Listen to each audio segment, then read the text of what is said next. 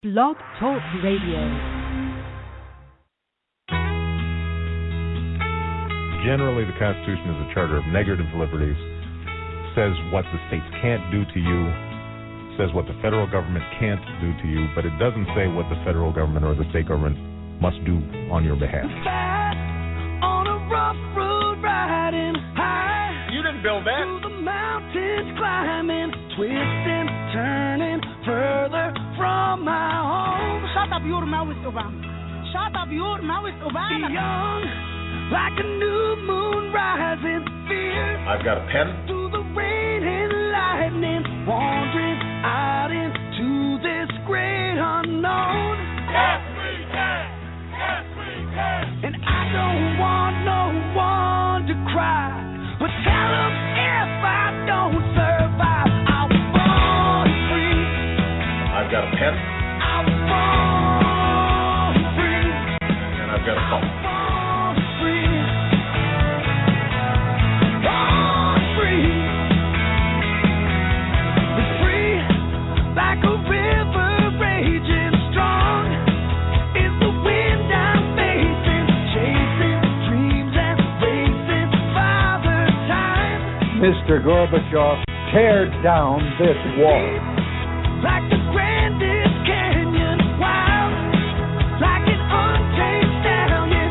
If you can't see my heart, you must be blind. What difference at this point does it make? You can knock me down and watch me bleed, but you can't keep no chains on me. I was born free.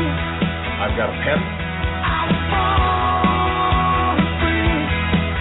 And I've got a phone.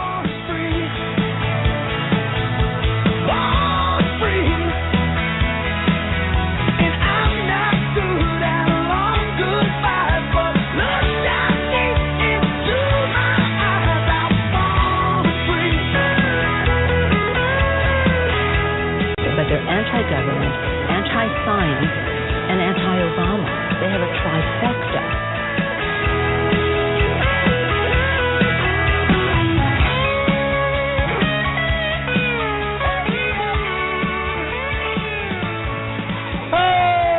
Good evening, shipmates, and welcome to the program. I'm your captain for this 2-hour pleasure cruise, where we are dedicated to the fight and the preservation of freedom, regardless of that cost.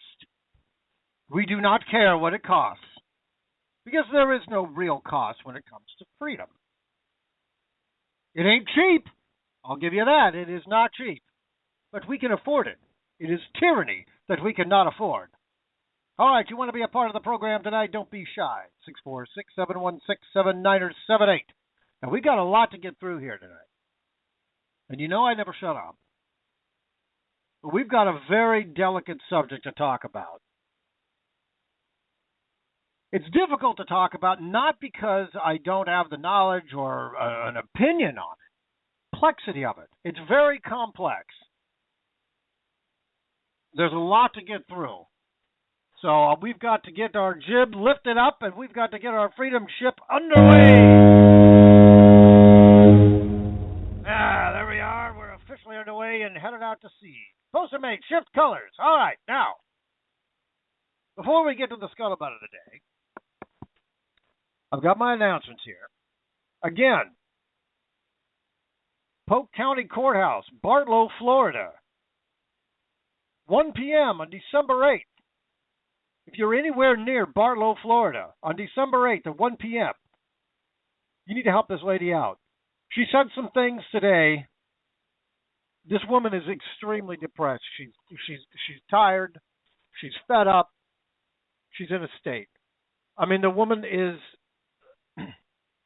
I don't know how to explain it, but yeah, people do die from a broken heart. This woman is literally dying from a broken heart. Literally. She needs your help.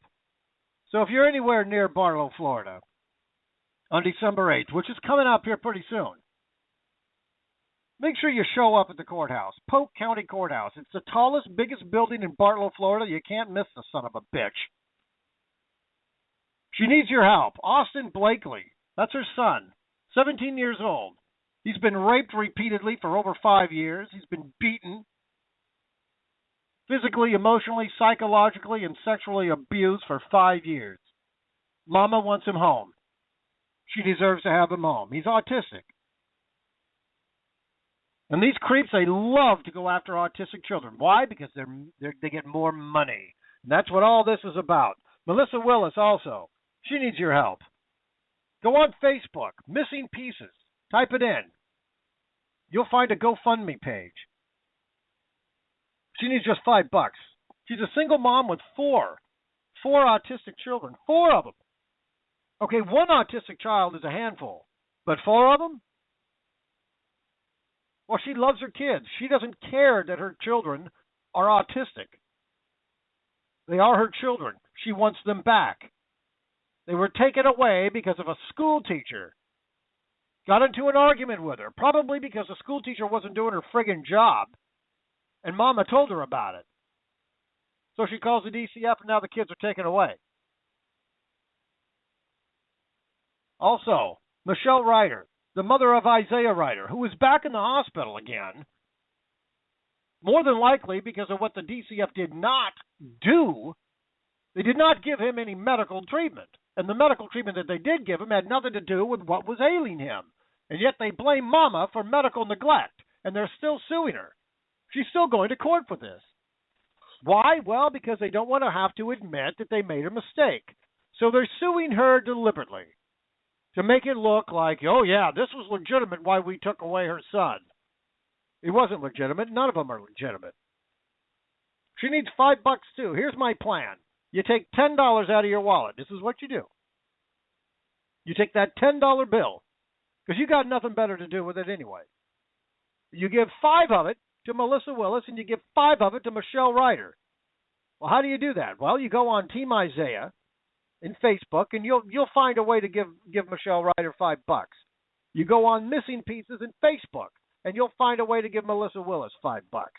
That's $10 well spent, and you'll be happy that you did it. The Washington Times now, they're looking for families to do a story. NBC is also looking for stories. The mainstream media is very, very slow. But because of people like me, because of people like you, and because of all these families that are finally saying to hell with this, I'm going to rise up, I'm going to stand up, and I'm going to speak. I'm going to speak out, and I'm going to speak loud. This is an American problem that only Americans can fix. That's you, that's me. We're the little guys. Again, remember, this is not their government. This is our government. This is our government, not theirs. This is ours. We have the power. We have the control of our government. We need to exercise that power. We just don't know that we have it. Well, we do.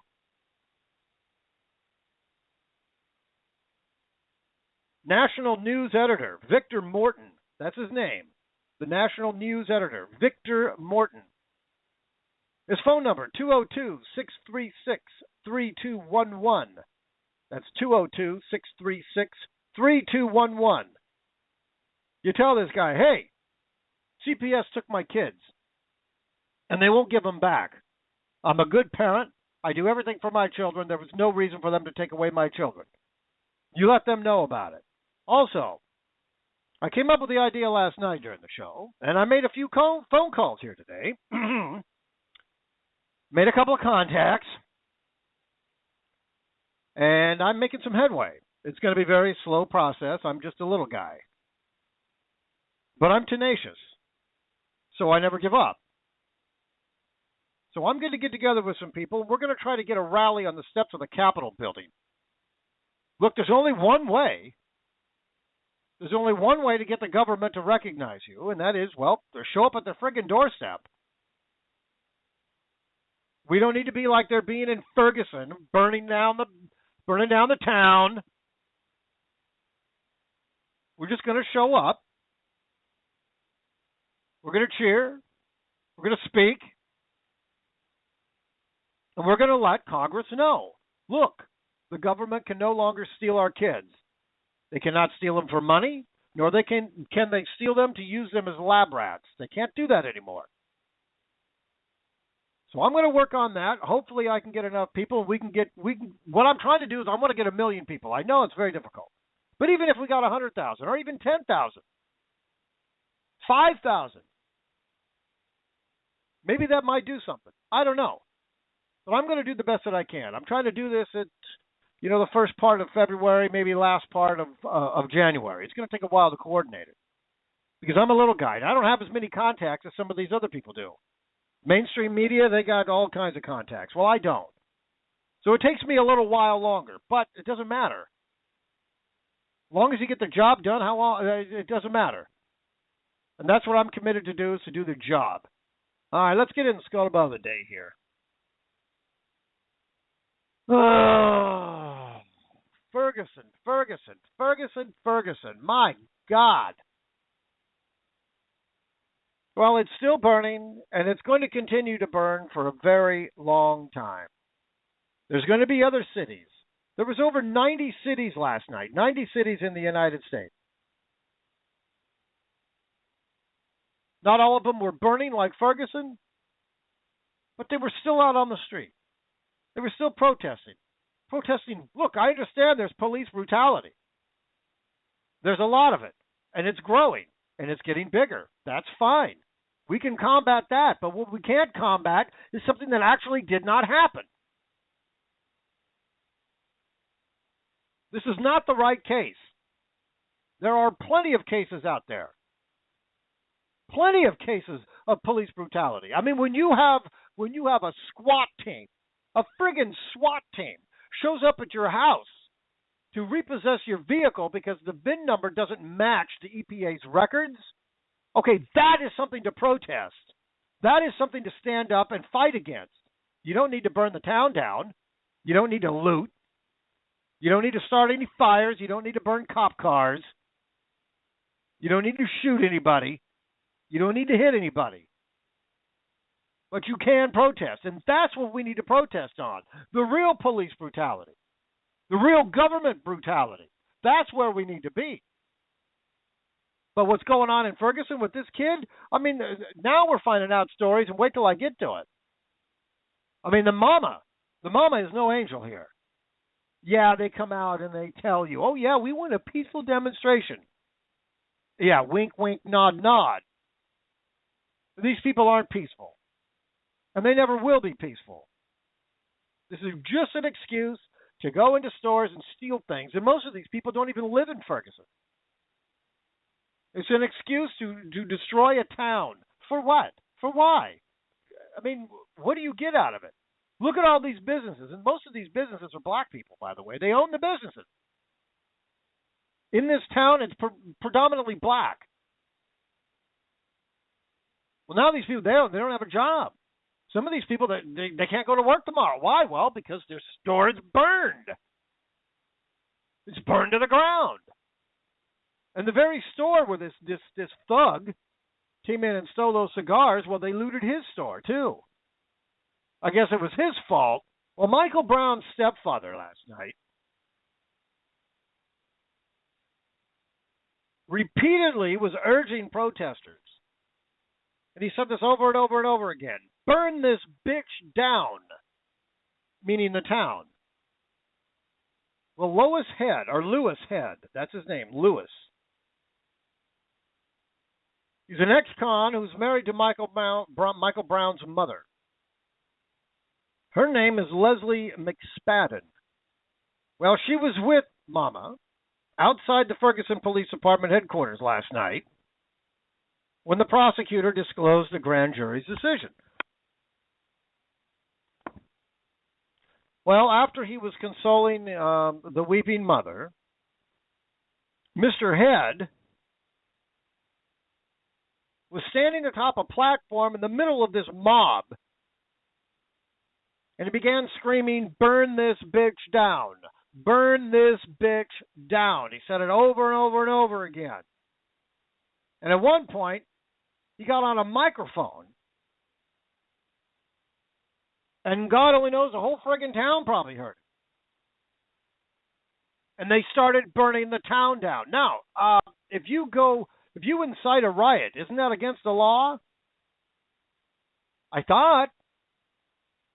I thought inciting riots was against the law. How come this guy didn't get arrested?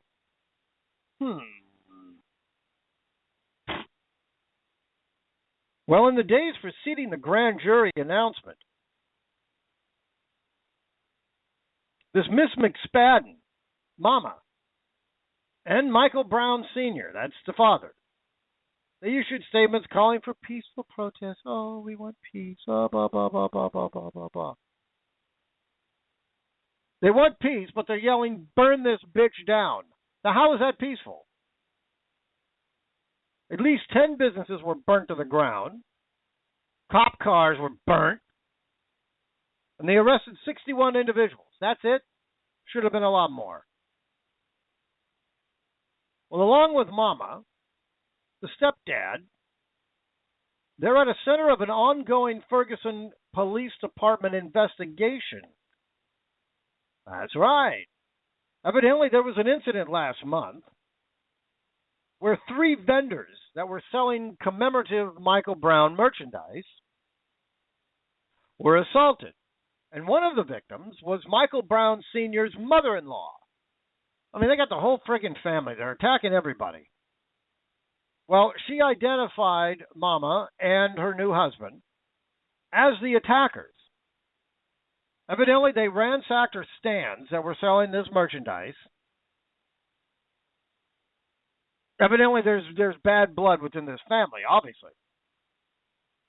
Well, they stole $400 in cash and merchandise valued at $1,500. Now, calling for peaceful demonstrations, my ass. I mean, here this woman is, acting so, okay, now look, I understand Mama loses her son. She's naturally going to be upset. She has every right to be. She has every damn right to be upset. She has every right to cry. She has every right for that. But she does not have the right to incite violence, nor does she have the right to ransack and steal money and merchandise. She does not have that right to do that.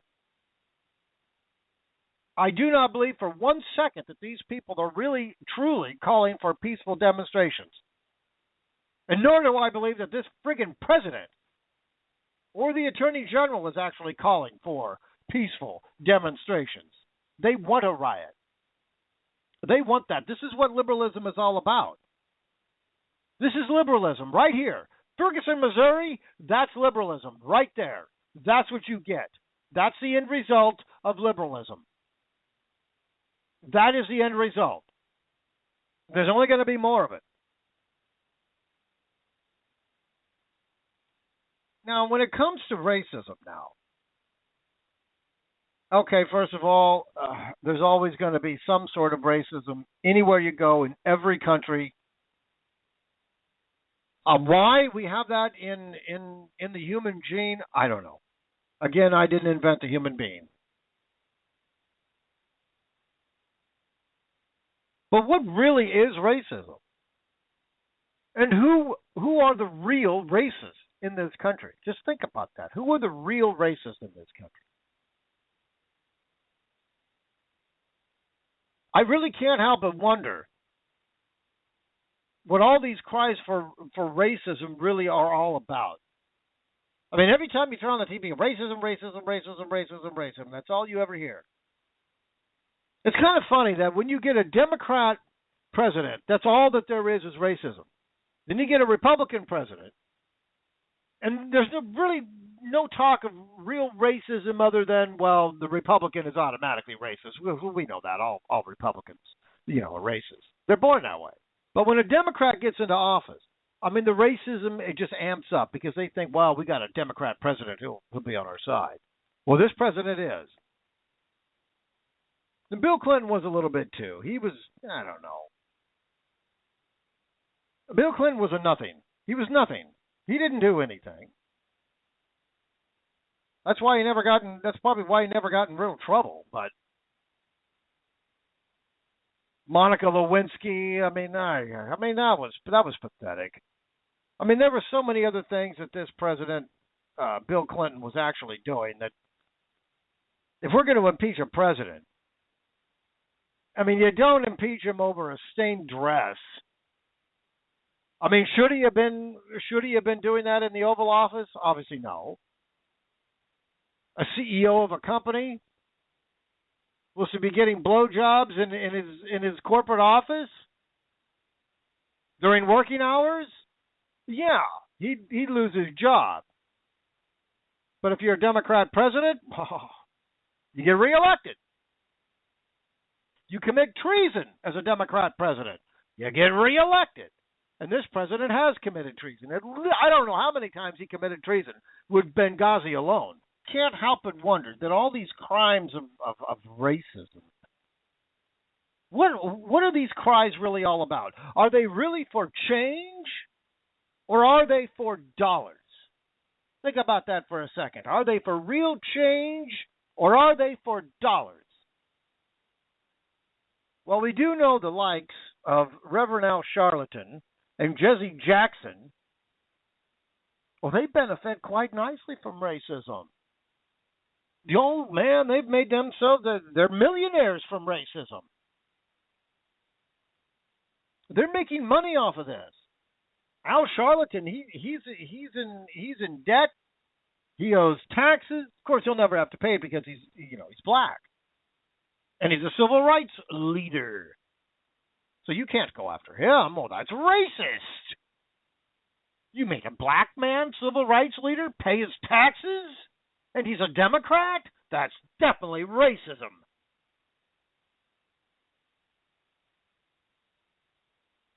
Well, Mr. Charlatan, and that's what he is. He's a charlatan.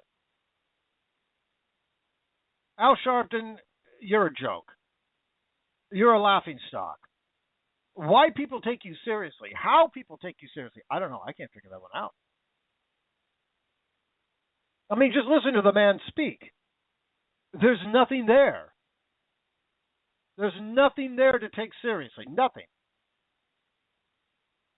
Well, he said he and other civil rights leaders have called for an emergency meeting next week in Washington, D.C. An emergency meeting. I want to call for an emergency meeting in Washington, D.C. I wonder if they would accept that meeting. Maybe I should give them a call. I want an emergency meeting. What the hell is that, an emergency meeting? Well, they want to discuss continued marches. They want to continue marching. They're going to keep drawing this out and dragging this out. I mean, these people are pathetic. They want to talk about possible legislation.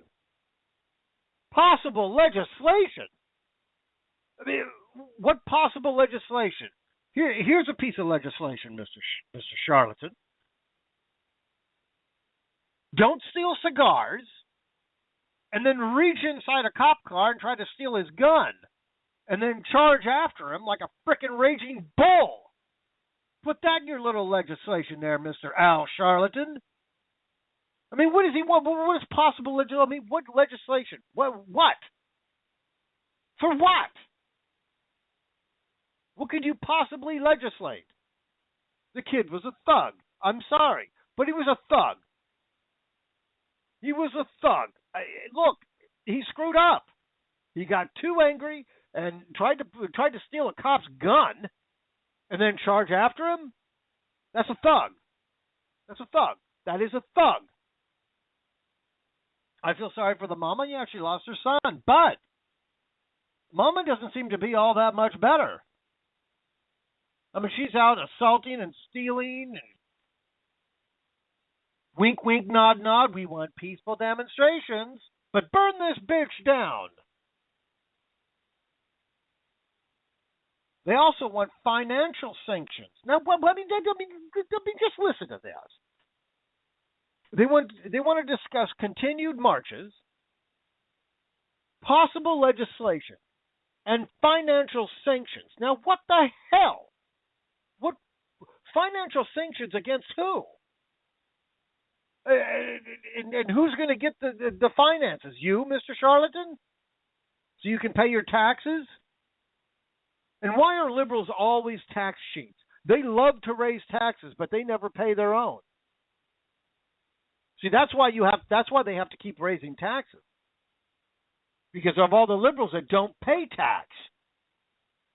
So they got to keep raising the tax. Because liberals just don't pay it. I don't know. What do you mean by financial sanctions, Mr. Charlatan? What does that mean?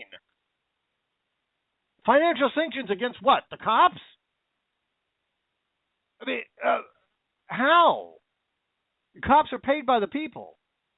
The taxpayer dollars pay the cops. So who are you going to sanction?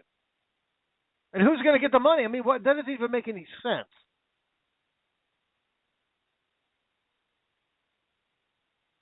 This is what he says. It's been the legacy of the civil rights movement that you have to go to the federal government. You can't depend on the states. Well, he might have a point in that.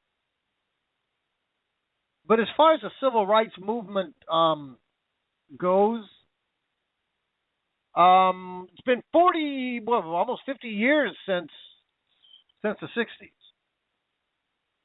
The country's not like that anymore. Okay, we have grown. What was there racism in the 50s and 60s? Yeah. Guess who were the racists? Guess who were the segregationists in the South during the 50s and 60s? Go ahead and see if you can guess. That's right. Democrats.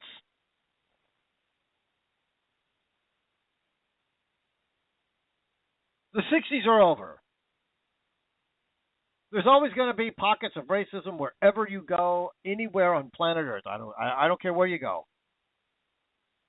But today, overall, no. I see more racism in the black community than I do in the white community, and I live in the white community. I don't know who these white racists are. I don't know who they are. I've never met them. Unless maybe I have and they didn't tell me they were racist. They weren't wearing a white hood.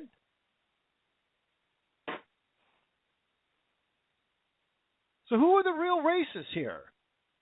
Well, I see people like Al Sharpton and Jesse Jackson. I see these people as racist. Blaming a white man simply for being white as racist, that's racist. Any way you slice it, dice it, roll it up, and smoke it.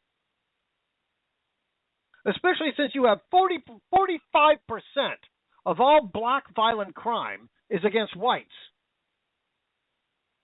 43% of all black violent crime is against blacks.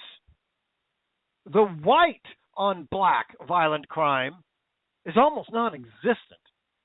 So again, Mr. Charlatan, where is this racism at again? The white races? Where? 45% of black violent crime, 45% is against whites. And how many percent of white people against black? It's non-existent. There's a couple here and there, but I mean, comparable as far as percent goes, it doesn't even register. But yet, because we're white, we're automatically racist. Now, how can that be? How can you have 45% of black violent crime is against whites? And white on black violent crime is almost non-existent. Now, how can you say that white people are racist? How do you get there, Mr. Charlatan? How do you figure that? Where's your racism, Mr. Charlatan? Huh? Voting for a black man simply because he's black. Is that racism? Well, no, because he's black. But if you vote for a white man simply because he's white, is that racism? You damn skippy it is. How dare you vote for that white man? Because we all know white people, I mean, they just hate everybody. We all know that. I mean, all white people are racist. They're born that way. God made them that way. Now, I got some notes here on some phony racism here. I know some of this is kind of old, but I mean, just as an example. Jimmy Williams, you remember when, well, it's a tradition in rodeos. In this one particular rodeo, I can't remember, I think it was Oklahoma, where the rodeo clowns, they dress up as whatever particular president. They did it with Reagan. I think it started with Reagan or it started with Nixon. I think it started with Nixon. So they did Nixon, they did Carter, Reagan, Bush, everybody. And nobody had a problem with it. But because we got a black president and they wore an Obama mask as a rodeo clown, well, that's obviously got to be racist. And they made a huge stink about it. Jimmy Williams, who's on MSNBC, I never heard of him. Neither of you. Why? Because you're intelligent. You don't watch MSNBC. So why would you know who this guy is? Well, he claimed that by this rodeo clown who wore an Obama mask, and they were razzing on the president a little, which is it's just part of the show. And if you're that thin-skinned, you got no business being in the White House. Of course, you're never in the White House. You're always on the golf course. You show up to the White House for a photo op, and then you go back on the golf course. Well, he compared that as a modern-day lynching. Imagine that. Wearing a mask, a Barack Obama mask, as a rodeo clown is comparable to a lynching. Okay, first of all, in a lynching, I don't know. Maybe this Jimmy Williams, maybe he doesn't understand what the word lynching means. Well, let me help you out here, Mr. Williams, because I think you're a little confused. Maybe it's all the dope that you've been smoking, or maybe it's the crack you've been smoking, or maybe pills you're popping. I don't know. Or maybe you're just a friggin' idiot. But a lynching is where someone takes somebody,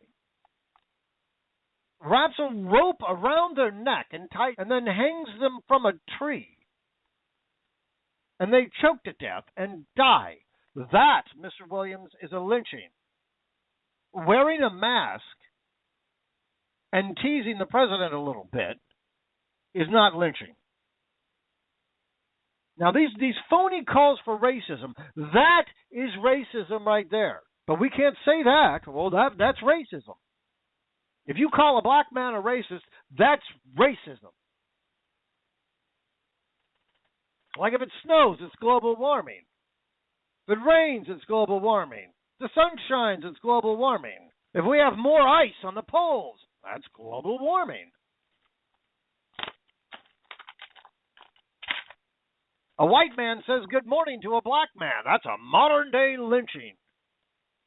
These people are out of their damn mind. And that Joe Scarborough, I mean, this guy claims. I mean, this is what I don't like about the Republican Party. This is why I'm fed up with them. This is why I'm fed up with parties altogether. I don't believe in parties. They're for corruption and corruption purposes only. Period. But Joe Scarborough, when you call yourself a conservative, I'd like to know just exactly what makes you conservative. What makes you conservative, sir? I've never seen anything with this guy that has led me to believe. I had no idea that this guy was even a Republican.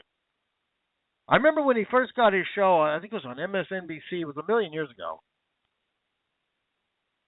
He had one stint as a congressman. He was a joke. And then he gets his little show on MSNBC. I thought he was a liberal. I had to watch the show for a long time before I realized. I never really watched it, but I mean, I had no idea that he was a Republican. But he claimed, this was a while ago, that radio talk show hosts, such as Rush Limbaugh, I mean, Rush Limbaugh is, a racist. They were sending messages to America that if you're not white, you're really not welcome in the Republican Party. Really? Huh. Well, the first black congressman, guess what he was? Republican. That's right. You see, the Republicans, we freed the slaves. The Democrats did not. You see, Democrats were the slave owners. The Republican Party was founded on the basis of civil rights. That's why it was formed. They were the abolitionists. That's the only reason why the Republican Party was formed, was for civil rights.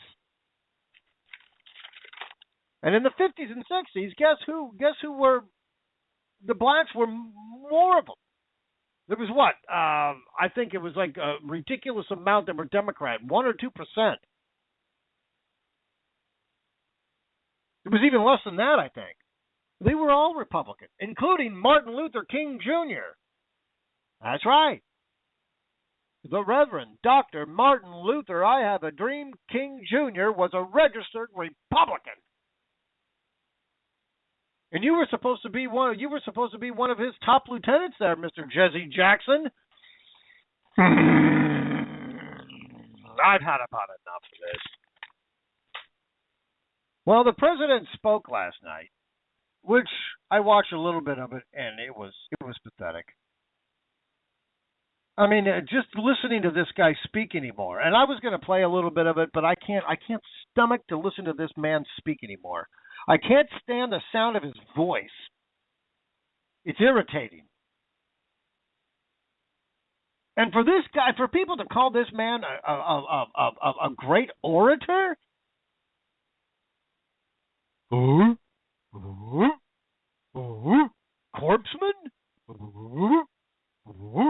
Corpseman? He's not an orator. He reads from a teleprompter, and not very well. That does not make him an orator. An orator speaks from inside. That is an orator. A true orator speaks from within, not from a teleprompter. An orator speaks from inside, not from a teleprompter. This man is not a good orator. Under any circumstances, can you consider this man a good orator? What does he oritate? He irritates. He's an irritator. That's what he is.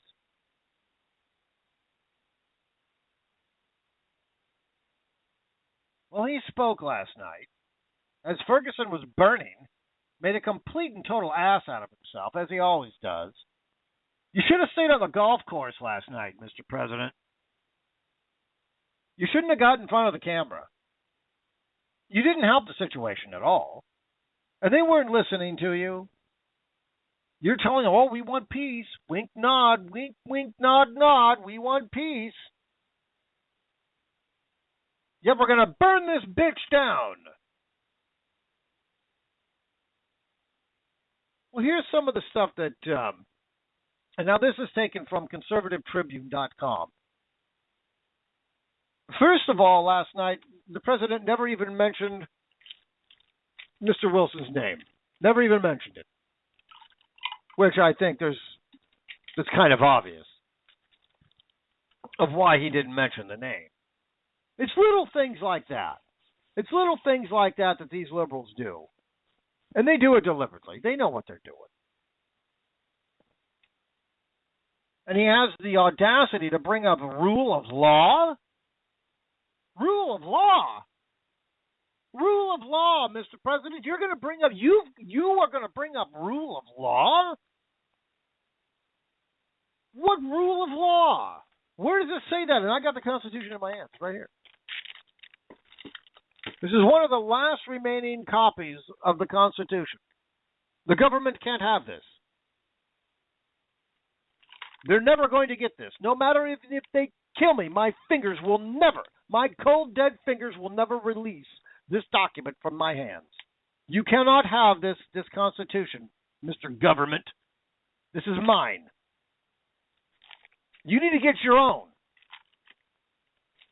Then read it, learn it, and live it.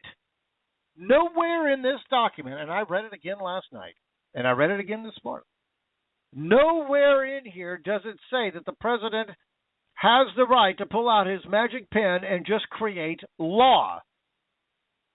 Nowhere in this document. Now, I don't buy this executive order.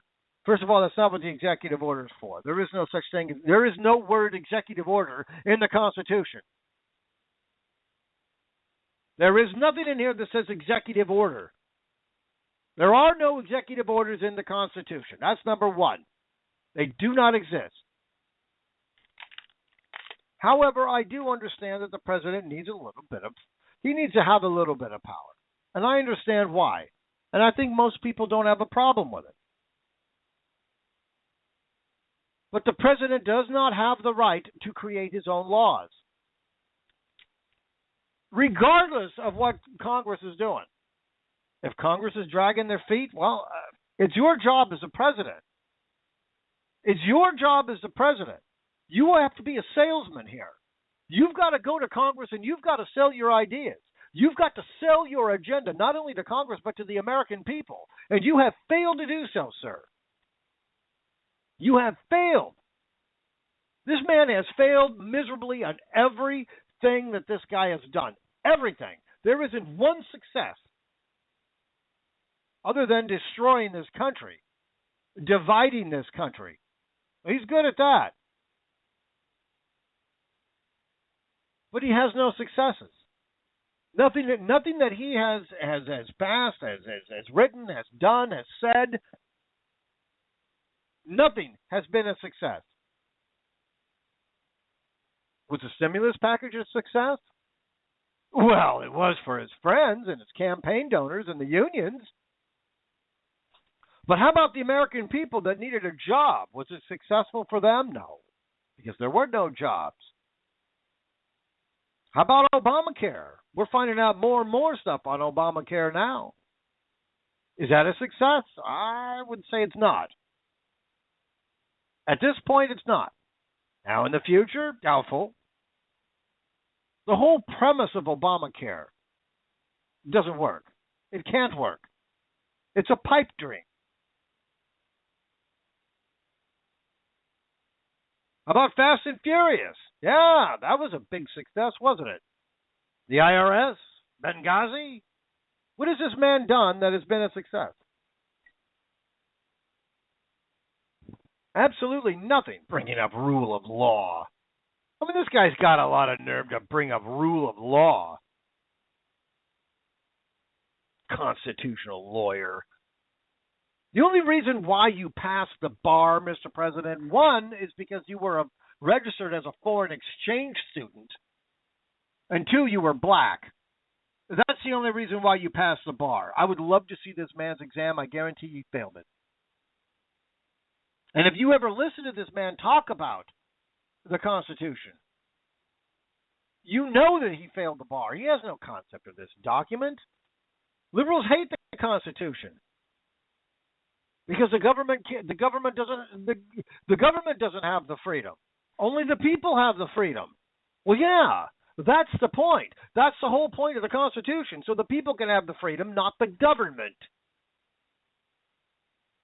They didn't teach that at Harvard Law School there, Mr. President? I joined Michael Brown's family. That's what he said last night.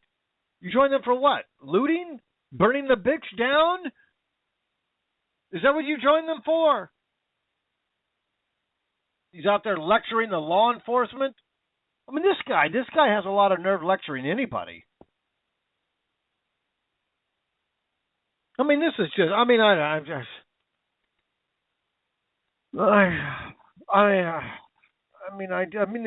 this is why it's so difficult to talk about, because it is so complex and there's so many things attached to racism.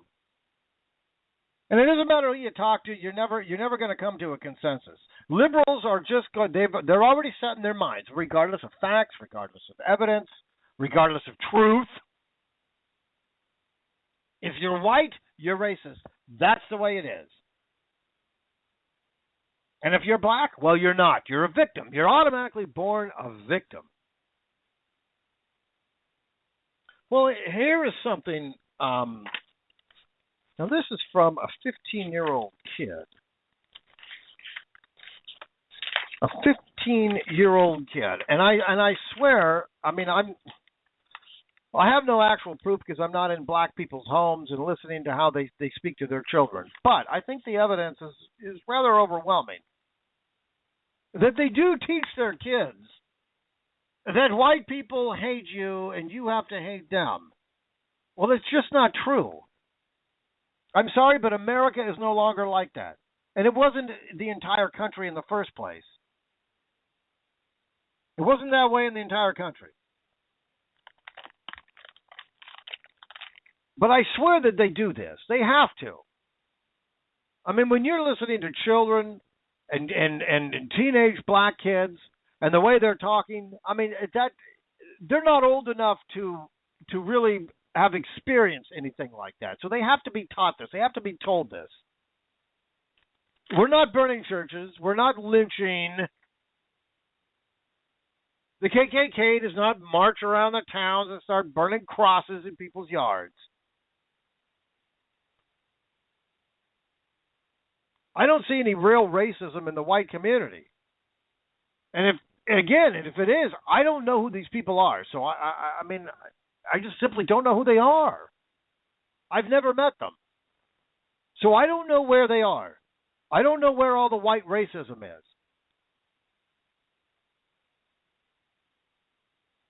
But this is a 15-year-old kid. 15. And he's tweeting this stuff out. 90% of white people are nasty. Hashtag hate them. Them is in all capital letters, which means he really hates white people. 15. You're not old enough to hate yet, kid. So zip it, Zippy. I knocked out 5 woods since Zimmerman's court. Well, 5 woods. Woods is slang for white people. Now, isn't that racist? I bet if I said a tweet, I knocked out 5 niggers, I'm pretty sure that would be considered racist. Pretty sure I'd have somebody knocking on my door, shutting down my Twitter account. Pretty sure about that one. But black people can't be racist because they're victims. It's got some more crap in here. Let's see. I'd rather be caught with a gun than caught born a savage bitch. I'll murk you. Murk, evidently, from the Urban Dictionary, the definition of murk, and this is in the Urban Dictionary, and I'm quoting it. I'm just reading what it is. Murk, kill, maim, or totally F up some bitch who's giving you SHIT. That's 15 years old. A 15-year-old kid. Now, I'm sorry, but at 15 and talking that way, you have to be taught that. Well, it's not really taught. You're told what to think and how to think. It's called brainwashing. It's called brainwashing. And that's exactly what the Al Sharpton and Jesse Jackson and the rest of these creeps are doing. Well, from thesmokinggun.com, there was a handwritten witness. I mean, there was a handwritten witness account about Michael Brown, and it said he had his arms out with attitude while the cop just stood there. And dang, if that kid didn't start running right after the cop like a football player, head down. Well, he talked about there was 3 bangs, and then the kid just simply wouldn't stop. The fact that even after he had been shot in the hand, during the struggle in the cop's patrol car, supports the officer's contention that he fired a series of shots as Brown bore down on him. Well, Officer Wilson evidently recounted that he tussled with this Brown inside the car. He grabbed it, and there was a shot fired. And I seen the pictures. There was blood in there. Evidently, he was trying to reach in and pull the trigger, and that's what he was afraid of. The officer was saying that he was afraid that the gun was going to go off in the holster and he was going to get shot in the leg. Well, the upper part of the leg, you get shot in the leg, and you get shot in the right place. Guess what happened? You bleed to death pretty quick. You could die from a gunshot wound to the leg very easily. And that's what he was afraid of. Well, evidently he pulled out and fired a shot. And this kid just turned around and lunged at him. It was inside the car when they were fighting. This Brown was telling Officer Wilson, what did he say? What was the exact quote? "You're too much of a pussy to shoot me." Well, it doesn't look like he was, because you got shot. And this was a big kid. This was not a little guy. This was not a little guy at all. This was a big kid. And I don't care if you're 17, 18, 19 years old.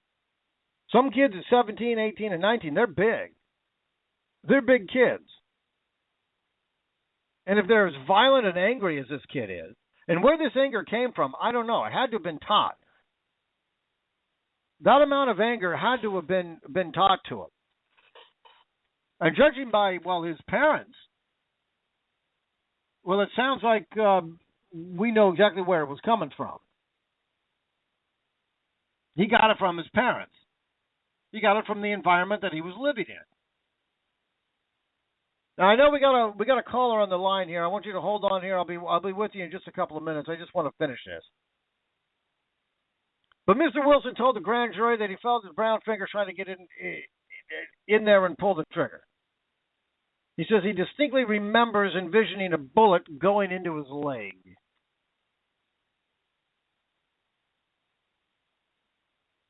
The gunshot, he added, kind of startled him. And he said it startled me as well. Then the teenager looked up at me and had the most intense, aggressive face, he said. The only way that I can describe it, it looks like a demon. That's how angry he looked. And for why? I mean, the guy is, what was he, 18? What do you got to be that angry about it? 18? Were you that angry that you stole them cigars? And you roughed up the store clerk? I'm sorry, you people in Ferguson and all these other cities across the United States, you need to understand what the hell you are actually doing to this country. There are plenty of cases out there to protest police brutality. There are plenty of them. Police overreach, government overreach. The CPS kidnapping children. These are things to protest. But a thug who steals a bunch of cigars, roughs up the clerk, then goes out and tries to rough up a cop, that's not something to protest. That is not something that you need to burn your damn city down for. I don't have a problem with people protesting police brutality, government overreach, any of that stuff.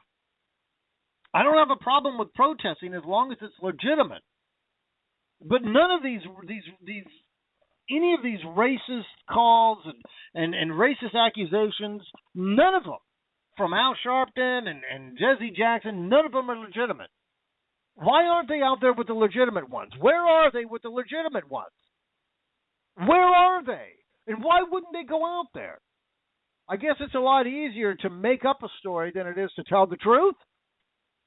I don't know. I'm guessing here. I'm reaching for the stars here. Anything. But the real racism that I see is coming from the likes of Al Sharpton, Jesse Jackson, the Attorney General. They are indeed inciting these riots. Now, how big these riots are going to get, I don't know. I'm a little frightened. Because I think they're going to turn really nasty all across the country. And do we really need this? Do we really need this? With all the problems that we got going on in this country right now, do we need to create a problem? I mean, we've got literally almost 100,000 kids, probably even more than that are stolen every single day in Arizona alone. There's over 37 kids taken a day. Just in Arizona, 14,000 kids a year. Well over 100,000 children are already been kidnapped and living in DCF custody. They're being held captive. That is something to protest. But to protest a cop who shoots a guy for attacking him, whether he was armed or unarmed, is irrelevant. This Michael Brown was trying to steal his gun. What would happen if he did steal his gun and then shoot the cop? Would there still be riots? Would you still be calling for riots, Mr. President? Huh? Would you send your attorney general down there to prosecute? Would there be any rioting at all? And let's say this white cop shot a white kid. Would there be any riots? No, not a damn one. How about a black cop shooting a black kid? Would there be any riots? Not a damn one. How about a black cop shooting a white kid? Would there be any riots? Not a damn one. But because it's a white cop and a black kid, automatically racism. All these people that are calling for racism, you are the racist. And I'm sick and tired of it. Look, when there is real racism out there, okay, let's find it. Let's identify it. Let's attack it. And let's try to fix it. But as far as real racism goes from the white community, I'm sorry. It's not there. It is not there. But it is in the black community. Listen to half their friggin' music. The evidence is overwhelming. It's overwhelming. But because I'm white, automatically I'm racist. I hate. Well, I got black neighbors. Right there, I'm looking at him. I'm looking at the window. He's on his front yard. I talk to him all the time. I got Filipino neighbors. I got 3 neighbors all surrounding me that are black. I don't have a problem with them. They don't seem to have a problem with me. But evidently, there's all this racism out there. You know what the racism is? It's on TV. That's where the racism is. It's on television. All right, let's go to the phones here. Hello, you're on with the captain. How you doing tonight? This is Heather. Hey, the bank, I was the one that wanted to tell the story about DCF and CPS taking our kids.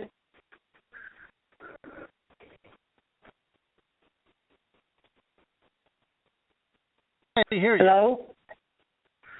Can you hear me? Hear me now? A little bit better. Hello? Hello?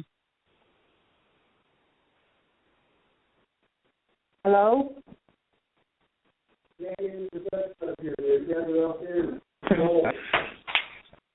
Hello? I'm having great difficulties hearing you. You're cutting in and out.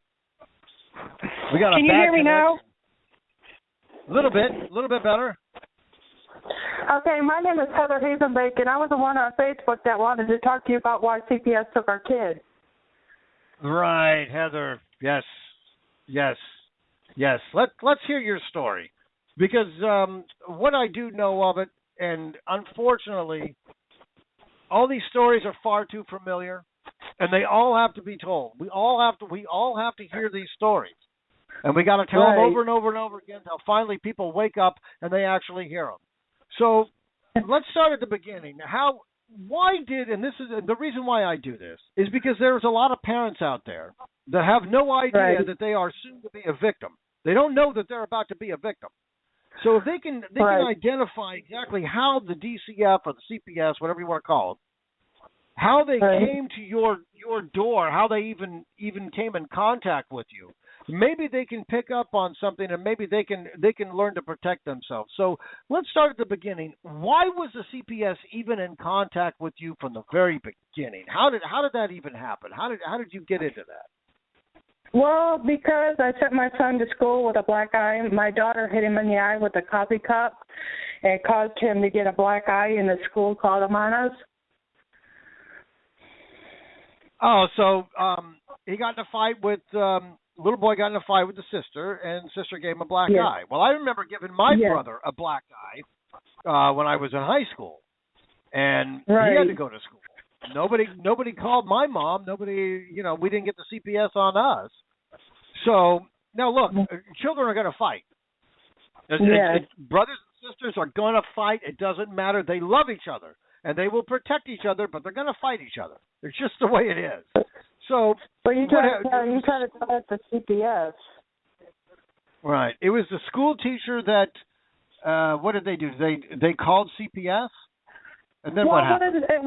What had happened is I actually told the school before I sent them that Jordan had a black eye, and they were under an agreement, that nothing was going to happen. Well, because I sent him to school, they decided to call the hotline because I wouldn't send him to school. Here in the state of Nebraska, you do not have to send your child to school until he's 6 years old. And it's like these CPS workers think they got more power than anyone. So what happened is Station Nelson came out and did her little investigation, talked to people that worked with us. They had no safety concerns on our children, so forth, so on. She had to sign a safety plan stating that she was going to come in and do random drop-ins. Well, it looks like we lost her. I don't know what happened there. We had a really bad connection. So I apologize, Heather. I don't know what happened there. We got a bad connection. If you can hear me, if you're listening online, call me back. Call me back. Because I do want to hear your story. So, all right, we're going to wait for her to call back. I do apologize. I don't know what happened. All of a sudden, it just cut off. Sometimes, there she goes. Now we're back. Now she's back on. Hello, Sorry, Heather. I was cut off. I don't know what happened there. I don't either. You were kind of garbling back and forth. You're going in and out, and then all of a sudden you just went completely out. So, all right, go ahead. Okay. And, Station Open came in, had to sign a safety plan. We agreed to have her come in and help us because our son had some behavior problems going on. Well, she didn't follow through with the safety plan. She came on March 7th with a police officer. Listen to this.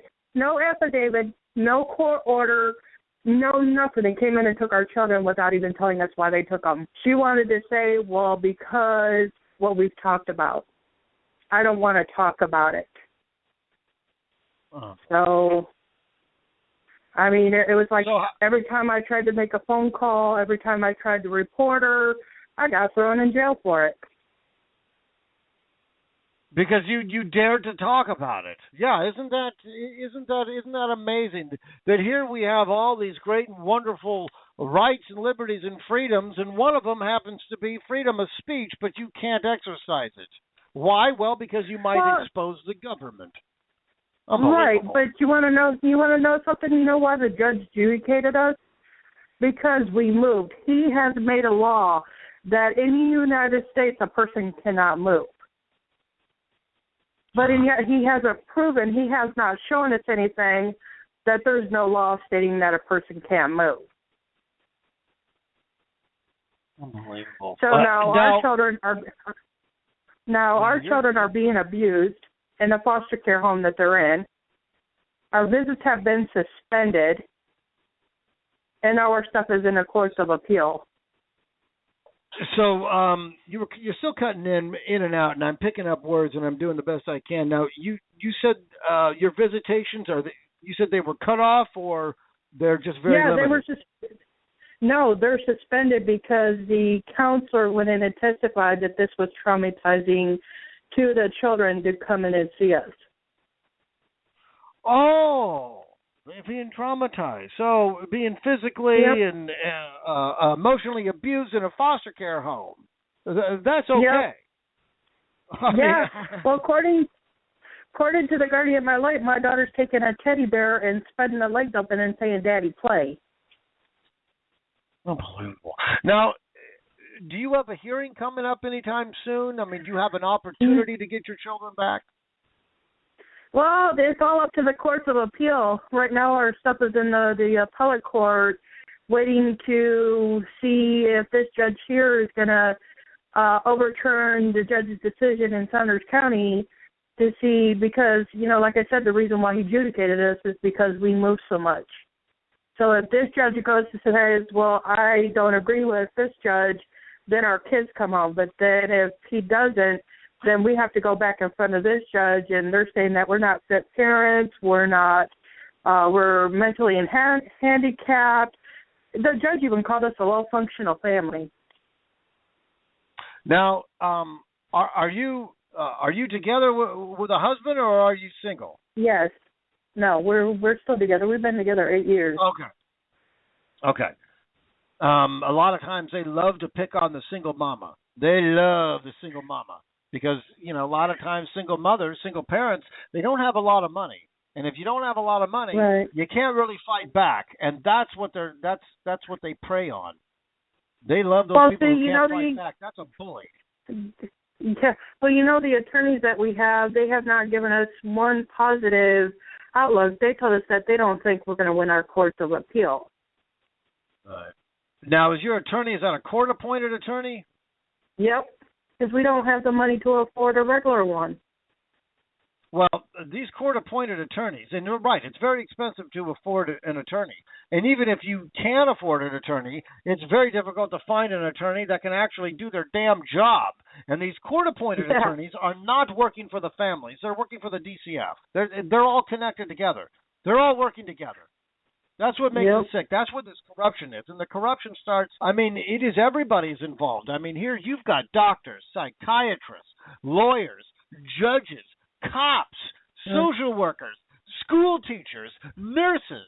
The list goes on and on and on. And that's why it's very difficult to fight these people. But I'm not afraid to fight these people. I'm not afraid to go up against everybody. I ain't either. I'm not afraid to go up against I've tried to get a hold of President Obama. I've tried to get a hold of the governor of Nebraska. I've tried to get. But do you know that county attorney had me thrown in jail because I tried to find out what was going on with my children? Right. I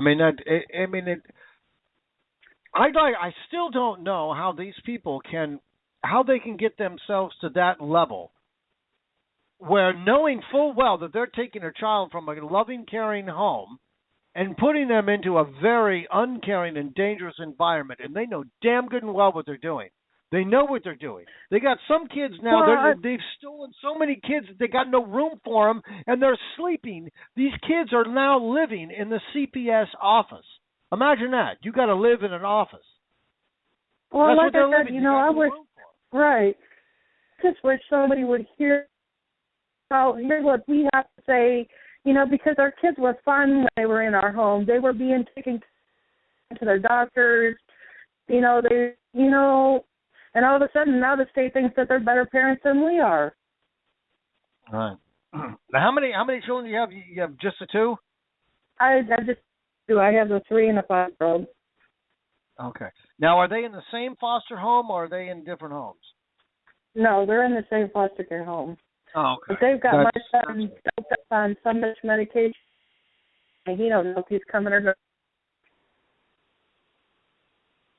Well, I can barely hear you on that. But you said something about medications. Are your children being put on like psychiatric medications of any kind? Ritalin? What was he put on? Yeah, they had him on Ritalin. They had him on Ritalin. They have him now on Levaquin. They've had him on so many medications. It's not funny. These drugs are dangerous. They're not really designed for. Adults. It's very dangerous for an adult to take these drugs, but much less a child. I don't like these. I don't like these drugs at all. I'm not a fan of them. Right. Well, we tried to tell our CPS worker, but it's like we have no rights. Our rights have not been terminated, and it's like we have no rights where our children go. We have no rights to go to their appointments. We have no rights to do nothing. And it's what's so bad is, here it's coming up Thanksgiving. You've got Christmas, and we can't even see our kids. I know. Now, how long have you been away from your children? Well, he suspended our visits June 26th of 2014. So they've been away from you now for about 6 months or so. Yeah, about. Well, they got put into placement March 7th, 2014. But he suspended our visits June 26th of 2014. But we did have a bonding assessment, which was August 27th. That was the last time we'd seen him. And my daughter asked to come home. Right, a lot of these kids, I mean, they cry because they're missing their parents, and then if they do explain and cry to the foster care parent, well, they get in trouble. They get in trouble for this. I mean, what they're doing to these children. I mean, there's no reason for these kids to be traumatized and terrorized this way. And that's what it is. They're traumatized and they are terrorized. It is terrorism. Well, think about it. Yes. Well, when my daughter came into the bonding assessment, she had bruises on the side of her legs, like somebody was taking a belt and literally beating her with it. But there I go again. I couldn't do nothing. Well, what would happen if you called the police? If you know for a fact that your child is being abused, what would happen if you called the police? The judge told us if we make any more phone calls, he's going to have us put in jail. Oh, so if you call the police and say, look, my child is being abused in the foster care home, they're going to throw you in jail. Oh, yep. Okay, I get it. Yep. Yeah, that's logical. That makes sense. The judge has done nothing. He has told us our opinions don't count, our thoughts don't count. He has told us he doesn't give a crap what we have to say.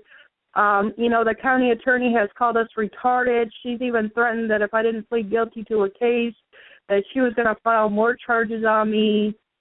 I mean, the foster parents ain't even buying our kids any clothes. We have to do it. Now, what state are you in again? Nebraska. You're in Nebraska. Okay. Now, yes. Do you have to pay alimony or child support? You have to pay child support? We do. So here they go. They kidnap your children. They get federal dollars. Yep. They get state dollars, and then they get more money from the parent. I mean, these people are they're making from every direction. Now, if you're going to take my kid and you're going to force him into the home, you're going to have to pay for that. That's how I look at it. Right. But if you don't pay for it, then here's what they do. If you don't pay that child support, automatically your rights will be terminated completely. And that's how they get you. That's how they get you. That's how they keep you paying this exorbitant amount. And it's not cheap, is it? It's pretty expensive. No, well, you want to know something? When they took our kids in March, the Supervisor Kathy Hewlin and the Department of Health and Human Services attorneys were already talking about terminating our parental rights in April. They weren't even going to give us a chance to get our kids back. They think what's in the best interest of the children is for them to be adopted and not be with us. Well, they want to. Are they talking adoption already? Because they love to fast track adoption. They love that. Well, see, they already had an adoption date, December 24th, 2014. But since our stuff is in the courts of appeal, and that could take several months down the road, they can't do nothing. And it just pisses them off, or pees them off even more when they can't do nothing with our kids. Unbelievable. Well, see, I know this is in all 50 states. I've never really heard of too much in Nebraska, but what is it like in Nebraska? Is it like an epidemic like it is in Arizona? And I know Texas is big with it. I mean, like in Omaha, you've got some CPS workers that want to work with a family. They don't believe that, coming into a home and taking a family and placing it into foster care is the best interest of the child. They try to work with the family. But see, in a small town like Saunders County, they don't have anything better to do. They're not getting paid, so they come in and remove your children. Mm-hmm. That's their job. Right. Now, the social worker, a lot of them are young girls that have no family of their own. What was your social worker? Was she young? She was in her 30s. So yeah, she was young. Can you still hear me? Hello? Hello? Hello? Hello? Hello? Hello? Hello? Hello? Hello?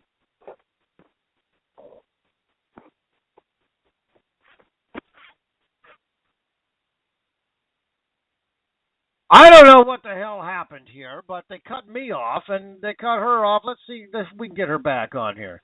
All right, Heather, can you hear me now? Yeah, I had to actually come outside to get some reception.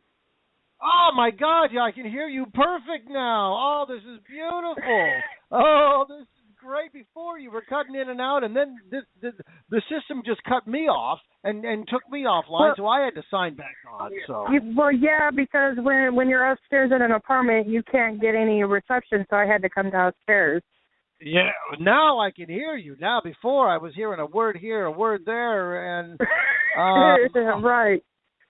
I was having difficulty trying to make things out, but I was doing the best that I could, and then I got cut off. So, but we're both back on now. Let's. Yes. Where did we leave off? But like I was saying, Nebraska, some of the CPS workers like to help families. They don't believe in coming in and taking a child out of the home and placing it into foster care unless you don't cooperate with services. You're out here doing drugs, you're out here doing this, so forth. But the CPS worker that came and worked with us or came in and took our children thought she didn't have to absolutely do nothing. Wow. Unbelievable. And then what the bad thing about it is she even had a cop lie on an affidavit stating that I told him that my children chased each other with forks and knives, and then the day we went to court, he told the judge I did not talk to him. So what kind of perjury is that? Well, it's perjury to you and me, but to them, no, because they're making up their own rules as they go along. Judges, they don't listen to your side. I bet that judge never listened to your side at all, did he? Exactly. Well, see, the good thing about mine is I could take it to that officer that lied on that affidavit. Do it. Absolutely. I just have to find out. Trust me, once I figure out how to do it, trust me, for the damages, for the tearing our family apart, for whatever I can get him for, trust me. God doesn't like ugly, and for all these people that have done nasty to these people that have had their children taken away for absolutely nothing, God does not like ugly. They're going to have to answer to them. Well, yeah, I'd like to have them answer now, because I'm the kind of guy. Yes. I have no patience. I have no tolerance for the intolerable. I just don't. If I see something broken, I want to fix it immediately. I don't want to wait and let it fester and get bigger. And what this is a big problem. I know we got problems with immigration. I know we got problems with ISIS. We got problems with this. We got problems in this country. But this is a problem too, and this is a big problem. We're stealing children for money and stealing children to be used as lab rats. Okay, that's what the Nazis did. That's a problem, and we can't seem to find anybody who wants to address it. Well, see, my fiance, we're talking about going to the news, taking the thing that the judge adjudicated us on because we moved. But we don't want to throw any waves in there for him to say, well, I'm going to put you in jail. He's already done that to me. I almost died in their jail. All right. See, that's another thing. If you go to the news, you go to the media, then you get penalized. Now, I had one lady that called up here. This was a few months ago, and she told me she's still not afraid. She's not afraid to speak out. And she says, "I know they're looking at me. I know they're listening to me, but I got to come on your show and I got to talk about what they're doing to me." So she did, and they took her kids away for 2 weeks. They wouldn't let her see her children for 2 weeks. They punished this woman, which they're not punishing her; they're punishing their children. They're punishing these children. Yeah. A single mom with 4 special needs. 4 special needs kids. Now, are your children, are they special needs at all? My son is. He has ADHD, and he gets a check every month. So of course they took that money. Of course they do, and they get bonuses. See, the more kids that they put into foster care, well, they get bonuses. These people are. I mean, how do you get a bonus for this? This money, this federal money, that's not federal money. Right, but you know that these CPS workers can go home and climb in their bed and hug their kids and have no emotional feelings, none. They sit around the dinner table and, oh, little Johnny, how was your day? You know, they go to sleep at night. They say, how do you sleep at night? I mean, I lose sleep over this, and I don't even have any children. But how the hell can you possibly go to sleep at night knowing that you took a child? And a lot of these children are crying when they're being taken away. And, of course, the parents are crying. How do you sleep at night knowing that you took a child away from a loving parent and put them in a foster home where a lot of them they're abused in a lot of different ways? They're abused immediately, first of all, psychologically and emotionally, just being taken away from the parent. That right there is damaging. So now, how old are your kids? Mine are 3 and 5. Oh, wow. So they're probably very confused at this point, aren't they? Like, Mommy, why are they doing this? Why are we taking away? Well, you know, the foster parents are forcing them to call them Mom and Dad. I know. Isn't that sick? They do that deliberately because they're trying to separate them. Separate them from you emotionally and psychologically. They're doing that, and that's wrong. They should know better. But you want to know? You know what makes me sick is when the CPS worker got on the stand and said that my son hit her with a vacuum cleaner hose. He should have hit her harder if he hit her as she said he did. Okay, now this kid is 3 years old. 3 years old. No, he's 5. He's 5. Okay, well, 5. Okay, a 5-year-old kid hits you with a vacuum hose. Well, that's about equivalent to a wet noodle. Right. Doesn't seem to really, but and... this year, are you still there? Oh, yeah. But see, my son, our son never hit her. She fabricated it. Oh, sure. She was trying to make herself look good in front of that judge. Right, they're trying to justify their criminal behavior, and they don't want anybody to know of what they're actually doing. And that's exactly why Michelle Ryder, she's still being sued. They've let the child go back to the grandparents, but they're still suing her because they have to justify what they did. So if they don't sue her, well, see, we could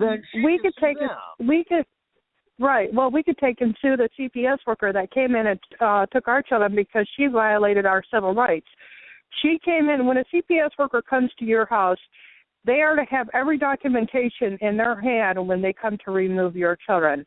Even the police, when they come to your house, they have to have that paperwork in hand stating that they have temporary custody of your children. And she had none of that. They never do. None of it. They're supposed to. Well, right, they're supposed to do a lot of things, but they just don't. They're making up their own. Well, yeah, they're making up their own rules as they go along, and nobody. Right, they're not being held accountable. Right, but you want to know something? I actually talked to a CPS worker last week, and she said, lawfully by law, a CPS worker cannot come into your house without your permission. Do you know that CPS worker in Saunders County shoved me out of the way to get to my kids? Oh, I would have gone absolutely. I would have gone nuclear on her. Well, you have the right. You have the right to defend your home. Well, I'm still trying to figure out how to press charges on her, but every time I do that, county attorney comes after me. So you got to. Unfortunately, you have to have every second of the day on videotape, which is ridiculous. But there are a lot of parents that have videotaped this. But I mean, come on, you can't be walking around 24/7 with a video camera. That's ridiculous. But Well, I told her to go get a warrant. I told her to go get a warrant to come into my house. She didn't do it. She told me she don't have to have a warrant to come in my house, so she took and shoved me out of the way and walked inside of my house. But do you know she went to the school and strip searched my son without us knowing about it? Now, why would they strip search your son? Why? For what? Because of the black eye that he had on his eye. They wanted to search him to see if he had any bruises on his body. But I looked up on the law. It is illegal for a Child Protective Services to strip and seize your child without your permission. Oh, yeah. All of this stuff is illegal. Every damn bit of it. And this is what I'm fighting for. And hopefully by the end of January, early part of February is my goal right now. I'm trying to organize well, not really a march, but on the steps of the Capitol building, because this has to go national. Right now, it's not. Yes, we've got pockets of local news stations that are covering it, but the problem is the public has a very short memory. When Justina Pelletier came out, and then she got home and they've forgotten all about it. Half the country doesn't even know who she is. And when they watch these local news programs, that's so devastating, it's horrible, and blah blah blah blah blah. When it's over with, they forgot it out. Yeah, they forget it all. Forget all about it. And the only way that this is really going to get solved is if the entire country knows about it. And right now, the entire country doesn't know them. The only people who know about it are, the parents. And, Facebook is starting to get bigger and bigger and bigger. And there's other social medias out there that are starting to get it. It's slow. We're not there yet. But I just want somebody. I want somebody to hear us and start putting their foot down and say, this is enough. Child Protective Service has done enough power to come in and pull what they have pulled. What? No, I mean, like I said, every time I do that, county attorney gets whip of it. Are you still there? Yeah, I'm here. Hello? I'm just saying. I mean, this is just. I'm right here. We're not going to lose you again, I hope. It's like if I walk into a certain part of the tree, it cuts out. It's like I have to stay in the middle of the sidewalk.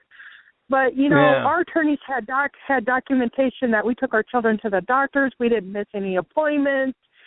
That the kids were being taken care of. The day that my daughter hit my son in the eye with a coffee cup, we tried to take him to the hospital, but Busy Wills will not transport a child without a car seat. They refused us. They told us to call an ambulance. Why should we have to call an ambulance for a black eye? Because you didn't have a car seat. That doesn't even make any sense. I know. That just makes no sense to me at all. The kid has got a black eye. He needs to get out. Right. Well, try to tell that to the CPS worker that took our kids. You can't talk to these people. You can't talk to them at all. No. But, we're still trying. You're cutting in and out. Yeah. No, I'm right here. I'm listening. But, even though we've tried to talk to our attorneys, find out why we're not seeing our children, it's like if we would have had money, maybe our children would have been home. If we would have given them thousands and thousands of dollars, maybe our kids would have been home. But it's like we're getting railroaded to where they don't give a crap. Why should your children have to come home when they're in a good environment? You guys are mentally retarded. You guys can't take care of yourself. You guys move too much. With all the gun violence and the shootings that are going on here in Omaha, wouldn't you want to move to a town that's a little bit smaller, protect your children from the gang violence and everything that's going on in Nebraska, to a place where you don't see none of that? We couldn't do that because the schools took it upon themselves to call Child Protective Services on us when our kids weren't even being abused. Because you want to move. Imagine that. Here you want to raise your child in an environment where they're going to be safe, and you have to Yes. be penalized for that. Imagine that. Unbelievable. And I mean, we even have it on documentation. The judge said it's not unlawful to move, but we have no right to move because it caused our children to have their behaviors on the reason why they're acting out. Oh, that Okay. has nothing to do with it. That is such. That is, you know, when I hear these. Now, go ahead. What does the judge pay our bills? Does the judge take care of our property taxes? No, he goes home to his family, kisses his family, and says, well, I had a wonderful day. I terminated somebody's parental rights to their children. You know, this family is more deserving to have these children here. God did not give us these babies for somebody else to raise. Exactly. He gave it to us for us to raise our children. And if I have to come down to it where I have to go to the news, I have to go to the press, I have to go to somewhere for somebody to hear me on what that woman did to my children, I will do it. If that means that I get thrown in Saunders County Jail, well, I guess I'll get thrown in Saunders County Jail. But then when I get out, I will sue the county attorney and I will sue the sheriff's department for throwing me in jail for unlawful. Well, you've got the right attitude. You have to stand up. You have to, and I preach this all the time on my show. There's only one way to stop a bully from bullying you, and that's exactly what they are. Right. They are bullies. And there's only one way to stop a bully, and that's to rise up and punch a son of a bitch in the nose.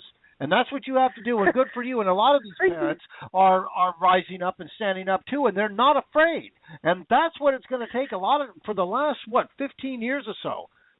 These parents weren't allowed to speak, and they had no venue to speak. Thank God for the Internet. But you want to know something? I go on Facebook, and I see a lot of parents, you know, reading about their stories or reading about what happened to their family. You know, do they have rights to do this? If your rights were not terminated and your children are in foster care, you still have rights to know if your children go to the doctors. You have rights to know if your child has been put on medication. You have the right to know if your child's had surgery. If your son or child gets hit by a car, they have to let you know because your rights were not gone. Right. They are supposed to let you know before they give your child any drugs, before anything. But unfortunately, they don't. And they're not being held accountable for that. Well, that's just like they went and got our children the flu shot without even letting us know about it. You know, and when the CPS worker came out, because this is the fifth CPS worker that we've gone through since our case has been open. And she came into our apartment that we live in now, and said that the stairs are not safe for our children, that it's an unsafe environment for our kids. Well, you know, I didn't think that flu shots were given to children. I thought you had to be an adult to get a flu shot. I didn't know that flu shots you can give to kids. You see, that's what we did every year. Every time we had our children, we went and got their flu shots. But since they're in foster care, now the foster parents get to do whatever they want with them. Right. No, I don't think the only time I ever got a flu shot was in the Navy, and that's where they actually used to inject the actual flu into you. And we got a whole ship out to sea, 365 guys, all with the friggin' flu.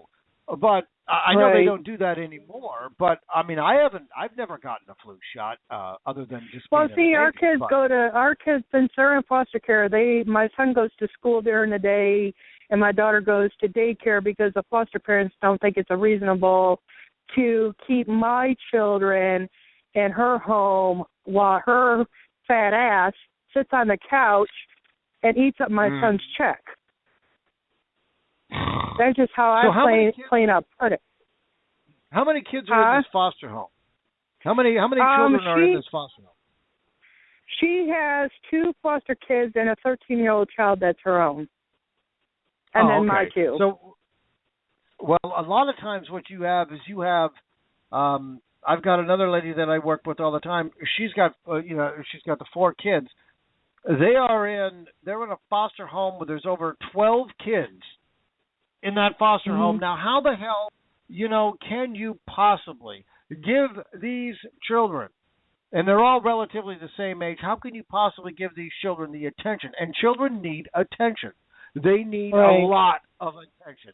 And they need the attention from the parents, not from us. Do you want to know something? Me and my fiance made a hotline report because our daughter was saying that the foster father was touching her down in her private part, and then my son was doing something, and I made a hotline report. Do you know I got penalized for it? Right, I know. This is what I'm talking about. I mean, you try to protect your child, you get penalized for protecting your child. Yet there are parents out there that are abusing their children physically, emotionally, sexually.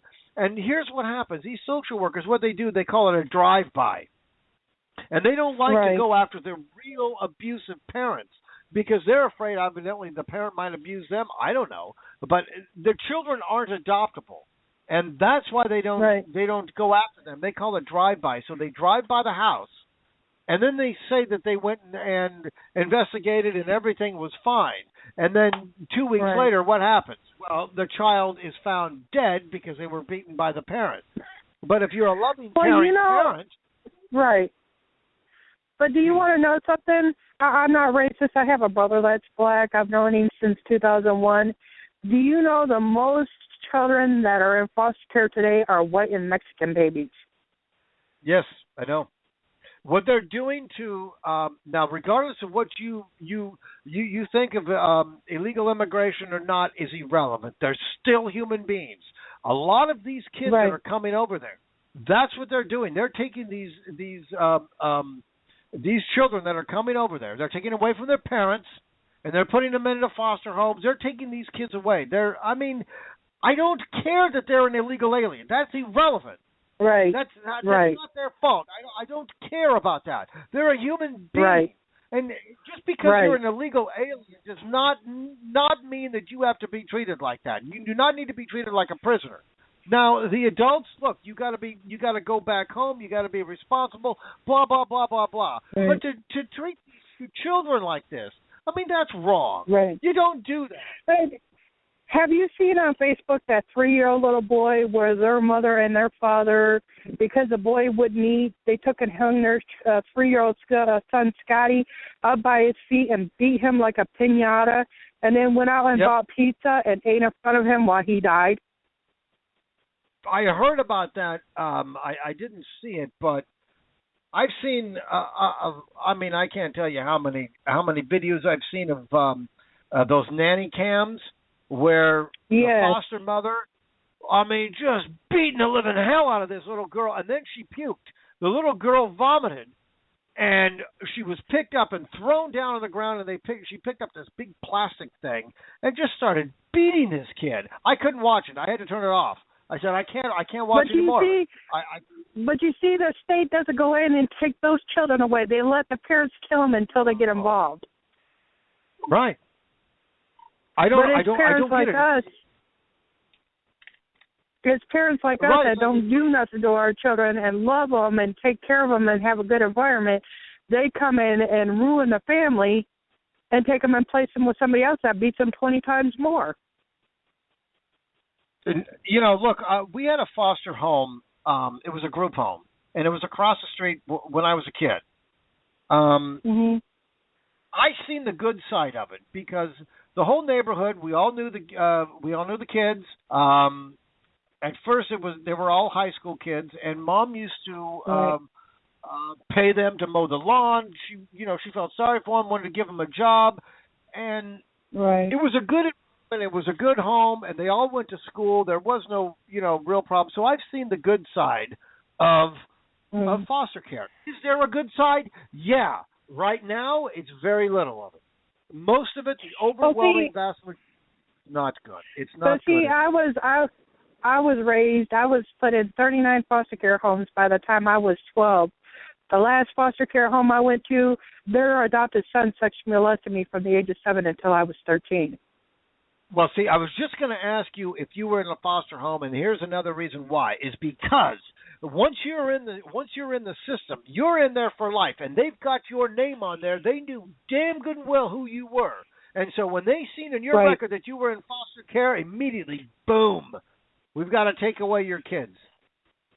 They do Right. that all the Well, time. now people need to come together, even if it's in Nebraska, standing at the courthouse with signs saying, enough is enough. You guys have had enough power. Now it's time to come in and give us our children back. People are so scared to do that here in Nebraska, but I ain't. I don't care if Patrick McDermott jumps all over me, throws me in jail, locks away the key. Somebody from the Channel News 6 is going to hear my story, and I'm going to let them know exactly what happened. Well, good for you. You got a pen handy? I want you to write this number down here. Now, I want you to write this number down. Get a pen. I have to go back inside, and it might cut off. If not, just write it on my Facebook. Okay, I'll give it to you. Okay, I'll tell you what. I will put this in your Facebook account. Now, this is the Washington Times.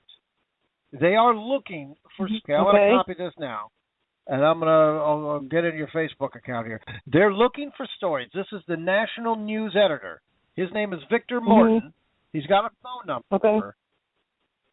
And I want you to give him a call. Now, I found this. Somebody sent this to me. This to me. I did not get this. Okay. Are you still there? Like I said, when I walk up the stairs, it cuts out.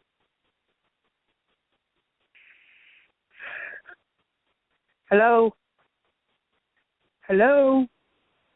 Hello? Hello? Hello?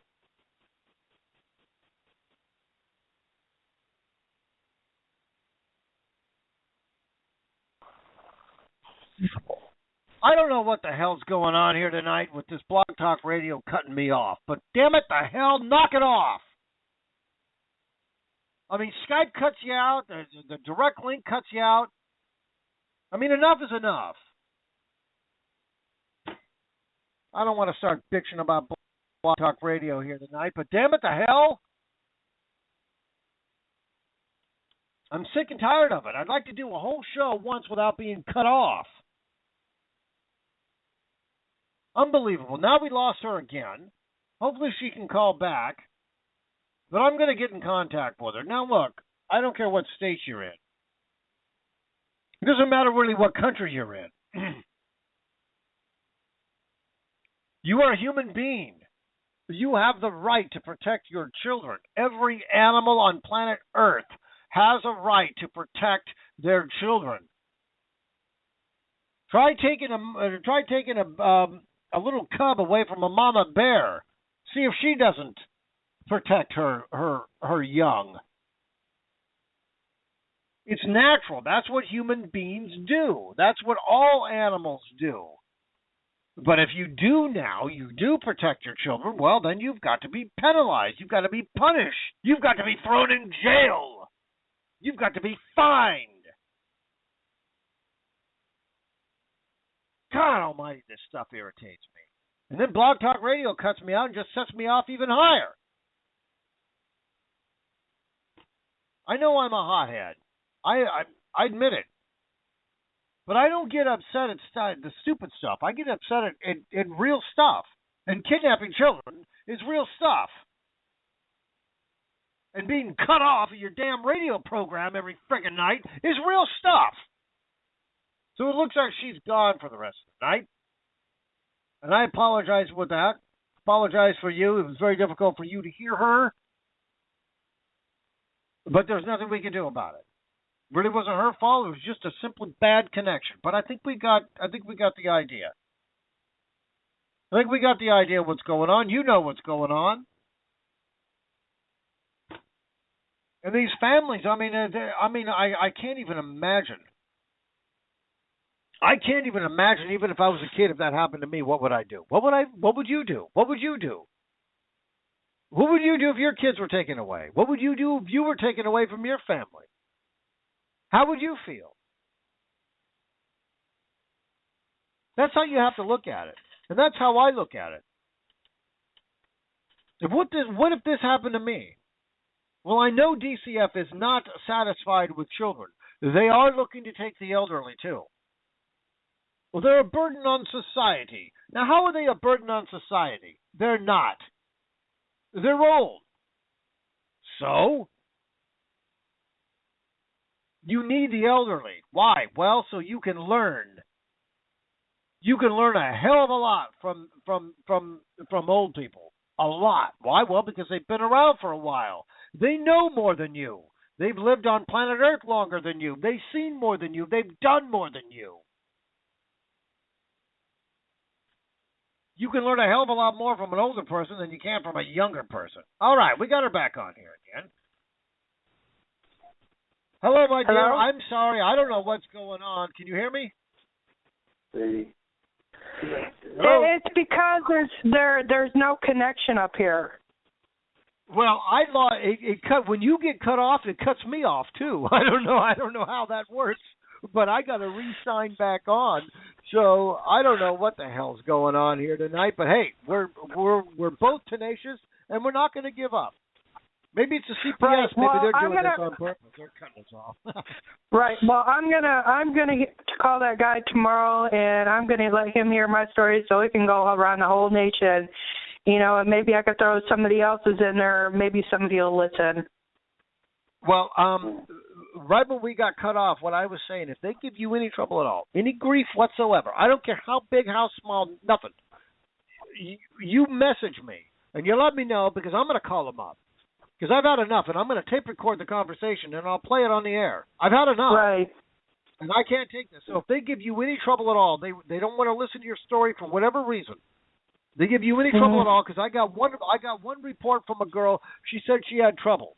Something happened where the guy hung up on her. Now, I don't know what the real problem, real story with that was. Now, maybe she could have been, rude to him. Maybe, I don't know. I wasn't there. I didn't hear the conversation. But if they are rude to you, if they give you any grief at all, they flat refuse to listen to your story, you let me know immediately. I will call them, and I will tape record the conversation, and I'll play it on the air. I'm doing everything I can to expose these people. So okay, I will do that. I'm committed to exposing these people. I'm also trying to bring on an ex-CPS agent to tell the story. He's written a book. There are some of these agents. There are good agents out there, and they do realize there's a problem. But here's what they do. Yeah. They quit. Okay, so they quit, and they leave this mess. They're leaving the mess. They're just quitting. What do you think we said? We've gone through 5 CPS workers because they have quit. Right. No, well, okay, fine. I understand that you want to quit, but if you're going to quit, you got to make sure that, you can't just quit like that. You can't just leave this mess. If you know there's a problem, and if you are going to quit, well, you need to go straight to the police. You need to go to the FBI. You need to go to somebody and let them know, the media, anywhere. Right. You don't just quit and leave this mess and knowing full well that these kids are being stolen on a daily basis. Now, do you know how many kids are taken out of Nebraska? We've only got like about a minute left, and they're going to cut me off. But is it an epidemic like it is everywhere? Here in the state of Nebraska, there's over 340,000 children in foster care. How many? What was that number again? 340,000 children in the state of Nebraska in foster care. Oh, 340,000. My God. I didn't know it was that high. Oh, that ain't in Nebraska. Nebraska's not that populated of a state. I'm sorry, it's not. Yeah. Well, they lose a lot of these foster kids in the system because they don't go out and check on them like they're supposed to, so they misplace them, and then the foster parents are nowhere to be found. Well, all right, girl. I really appreciate you calling. They're going to cut me off here in a little bit. I really appreciate you calling. I'm sorry we had a bad connection, but that's all right. We're going to still keep in contact. I'd like to bring you on, maybe in a couple of weeks or so. Maybe we can get better, better connection, and we can get a progress report. But I'm going to look at that in Nebraska. 340,000. I've got to do some homework on that. But I really wish you the best of luck. I know it's going to be very difficult for you in a couple of days for Thanksgiving. But if you can find a way, I don't really know how to say this, but if you can find a way to be thankful for what you have, you know what I'm saying? It's very difficult to say this because how can you possibly be thankful for what you have when you don't have what you have? You know what I'm saying? But you know Your children aren't there. But even though our children are not here, I'm still thankful that I have God and that I can go to church every Sunday, that I can wake up every morning knowing that one day closer to our children. For a lot of people out there that doesn't have faith in God, that's why a lot of positive things are not happening for them. But you go to church and you get right with God, God turns that stuff around right for you and your kids come home. Good for you. You've got the right attitude. Okay, I gotta really get going here. They're gonna cut me off, and the music's gonna start here in a minute.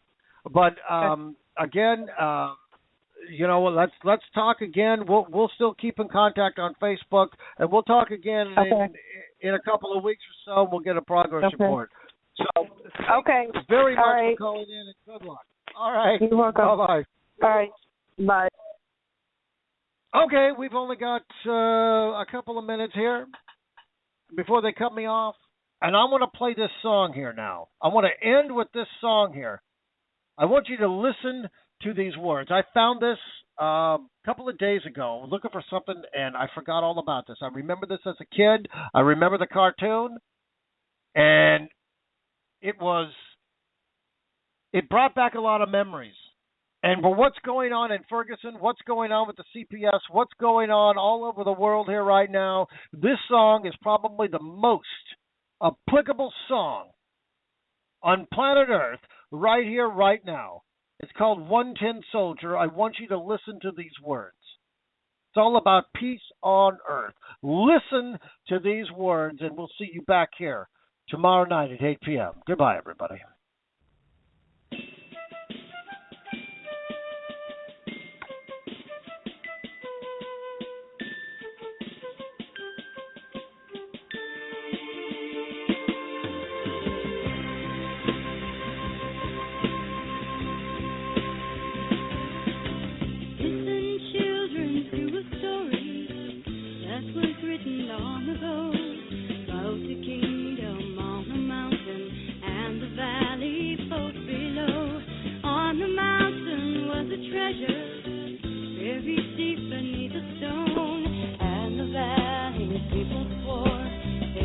For their very own.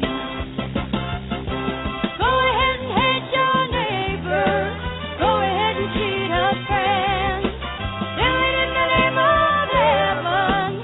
Justify it in the end.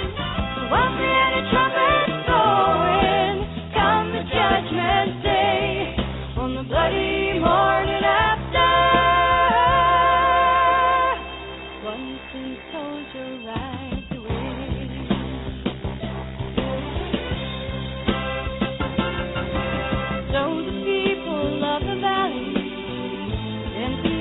Up the hill, asking for the very treasure and the gold for which they killed.